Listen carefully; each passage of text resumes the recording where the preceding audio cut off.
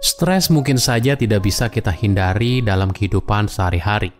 Stres hadir dalam berbagai bentuk, entah saat kita berusaha memenuhi banyak komitmen, entah soal keluarga, pekerjaan, dan sebagainya.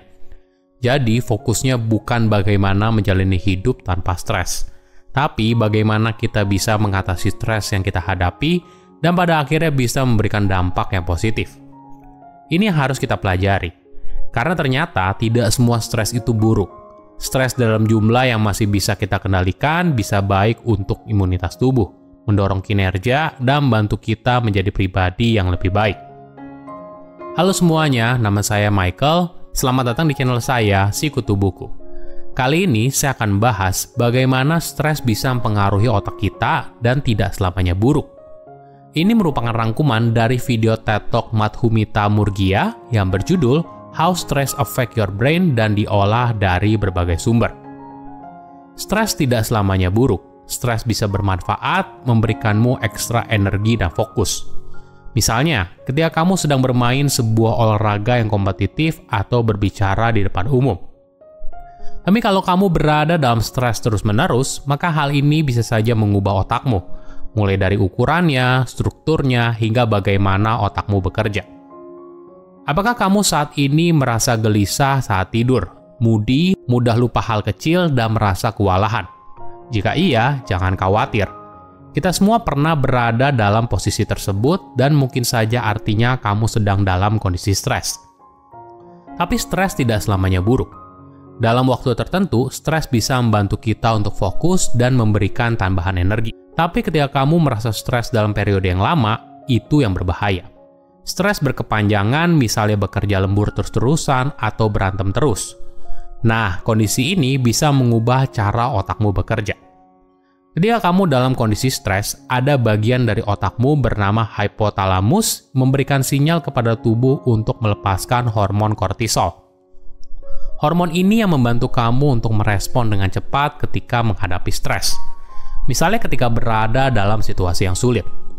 Namun, jika hormon kortisol berada pada level yang tinggi dalam waktu yang lama, maka hal ini bisa merusak tubuh. Sebagai contoh, kondisi ini bisa membuat bagian otakmu yang berhubungan dengan rasa takut menjadi aktif. Alhasil, kamu jadi lebih mudah gelisah. Kondisi ini juga bisa berpengaruh pada bagian otak yang lain bernama hipokampus, yang merupakan bagian penting untuk belajar dan memori. Stres yang berkepanjangan bisa membuat bagian penting dalam otakmu mengecil, membuat kamu sulit berpikir dengan jernih, membuat keputusan, dan bahkan mengingat sesuatu. Dalam kasus yang serius, kondisi ini bisa memicu berbagai masalah kesehatan mental, seperti depresi atau bahkan Alzheimer. Ketika kita bicara soal stres, kita harus pahami dulu ada dua tipe stres, eustress dan distress. Setiap jenis stres yang mendorong emosi dan reaksi negatif biasanya berasal dari distress. Sedangkan jenis stres yang bisa berujung pada hal yang positif berasal dari eustress. Oke, kita bahas satu persatu ya. Untuk distress, tidak ada skenario dari kategori ini yang bisa berujung pada hal yang positif. Emosi dan perasaan yang menyertai situasi ini bisa mempengaruhi kesehatan mental dan fisikmu. Apa contohnya? Kematian orang yang dicintai, ancaman kecelakaan baik dirimu sendiri ataupun orang yang dicintai. Deadline yang ketat, bertengkar dengan orang yang kita cintai, berada pada kesulitan keuangan, dan sebagainya. Hidup dalam kondisi distress berkepanjangan bisa berbahaya. Di sisi lain, eustress boleh dibilang jenis stres yang positif. Stres ini bisa menjadi bensin bagi pertumbuhanmu secara pribadi. Ada beberapa skenario dari eustress. Misalnya, pergi ke tempat gym, memulai hobi baru, menjalankan bisnis, baru pacaran, dan sebagainya. Tentunya, eustress dan distress sifatnya sangat pribadi. Bagi orang tertentu, situasi yang sama bisa menjadi distress, tapi bagi orang lain, situasi tersebut masuk dalam kategori eustress. Misalnya, bagi kamu berbicara di depan umum bukan hal yang membuat kamu stres, justru ini kesempatan untuk menunjukkan siapa kamu.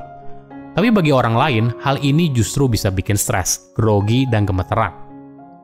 Perbedaan ini sangat tergantung bagaimana persepsi kamu tentang situasi tersebut dan kemampuan mereka untuk menghadapinya. Nah, bagaimana stres bisa bermanfaat bagi dirimu? Pertama, stres bisa meningkatkan performa. Berdasarkan riset, ada korelasi antara stres dan peningkatan performa hingga ke titik tertentu. Pada riset tersebut, seekor tikus diberi sengatan listrik dengan tegangan sedang untuk memotivasi mereka keluar dari labirin. Tapi ketika sengatan listrik yang diberikan terlalu keras, maka tikus ini malah jadi bingung dan performanya menurun drastis. Nah, dosis stres dalam jumlah sedikit ternyata bisa membantu kamu ya. Kedua, stres dapat meningkatkan sistem imun. Berdasarkan riset Stanford University School of Medicine, stres jangka pendek ternyata bisa meningkatkan sistem imun dari tikus. Walaupun dalam jangka panjang stres bisa berbahaya, tapi dalam jangka pendek, respon menyerang atau kabur bisa mendorong imunitas tubuh. Silahkan komen di kolom komentar pelajaran apa yang kalian dapat ketika tahu informasi ini. Selain itu, komen juga mau tahu informasi apa lagi yang saya review di video berikutnya. Saya undur diri, jangan lupa subscribe channel YouTube Sikutu Buku. Bye-bye.